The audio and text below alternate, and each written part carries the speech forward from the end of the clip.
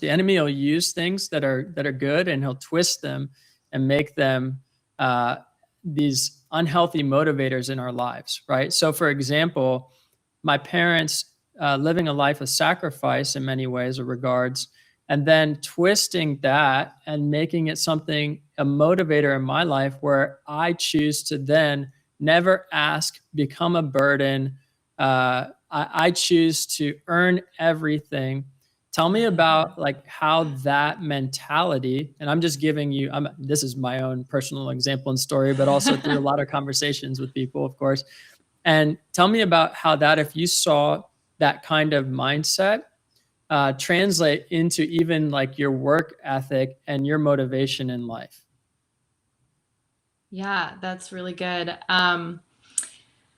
I think from that young age, it was like, oh, I'm never going to ask someone for something. And a huge part of my journey and my walk with faith, even in my walk with the Lord, has been receiving and learning to receive and learning that, like, I don't have to give anything in exchange for the love that the Lord gives me. And that's pretty like mind blowing. I think coming from that mindset of like you have to earn everything through works or actions or proving yourself in some manner. So I think that has been a huge turning point and something I'm always growing in. It's always a journey. But I think, when thinking about like career choices or what I wanted to do with my life when it came to how I was going to earn my way, for me, it was like, what can I do that can make me the most money? That was the biggest thing for me when considering a career in college. And I grew up in the Midwest. I grew up in Joplin, Missouri. This area is definitely blue collar. And, some of the only people that actually are well off are ones that are in the medical field. And so, for me, I thought I was going to go into medicine the first couple of years in college because that's all I knew. Those were the only people that I knew that, were doing well in life. And I quickly found that that wasn't the path I wanted to take.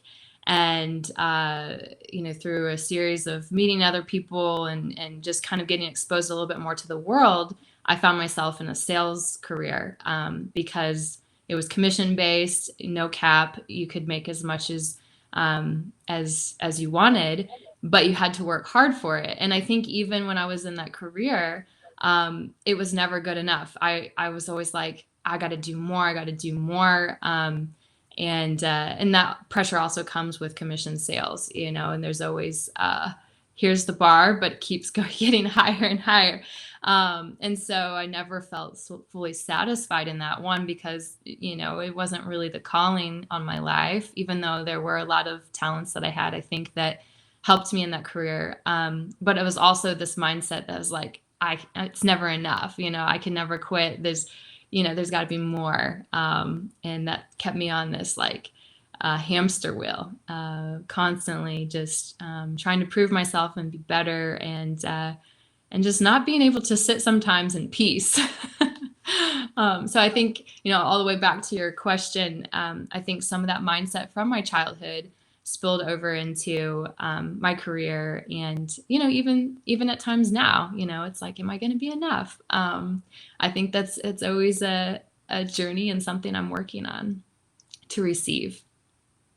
Yeah, so you've touched on so many important things. And guys, if you're listening and this is really helpful to you, if you're resonating, one, just type in the chat, let us know if something's resonating with you, because I think it's so helpful sometimes to even just see an agreement like, wow, okay, I'm not the only one who's experienced this kind of wrestle of recognizing that I have been driven maybe from an unhealthy motivation and have been rewarded for it and find myself lacking peace, but in conflict because I'm rewarded and I can actually achieve. And I think a lot of people find themselves in that wrestle when they come from that place of recognizing that there's something in their being that longs for more than this thing that they can receive from money, earned. And what you're talking about in this idea of receiving is very different than receiving through earning. So tell me a little bit about, when you're talking about this in the context of learning how to receive for the freedom that you've been given and not feeling like you needed to earn that, or letting go of the need to earn that, versus learning how to receive because you put in hard work and input of 1 + 1 = 2. Can you describe the difference between receiving when it comes to that small nuance and really like it's a revelation of God's love for you? Yeah.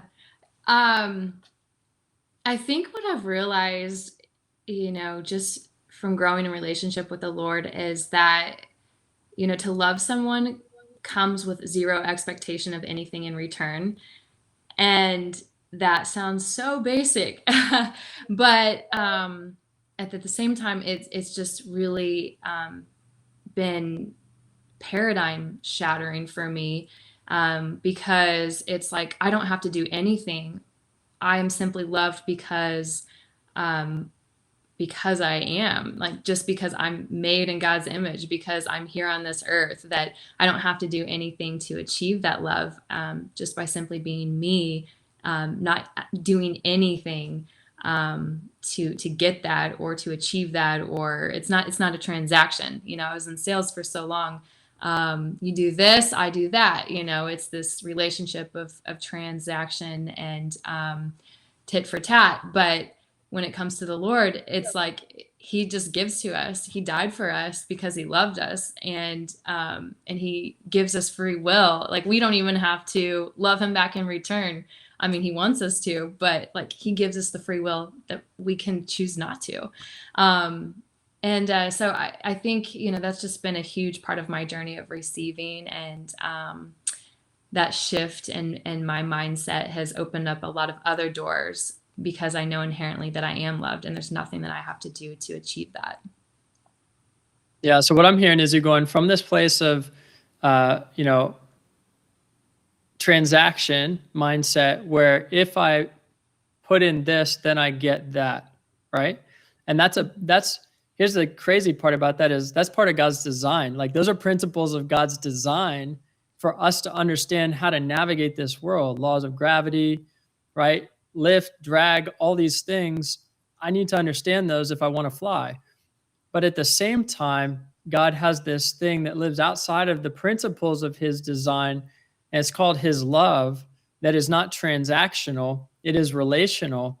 And I think people have a hard time articulating that difference of what you just described, of going from earning and receiving through earning to relationship and receiving through saying yes to Jesus and accepting the love that he's given. And it's a recognition that actually I'm undeserving, and Jesus still died for me, and I still get to receive him. And it's out of that place. This is the crazy part, is it's out of that place of relationship that I actually desire to change, because I have this understanding that there's nothing expected in return, that there's no transaction, that it's a true, wow, I couldn't do this myself.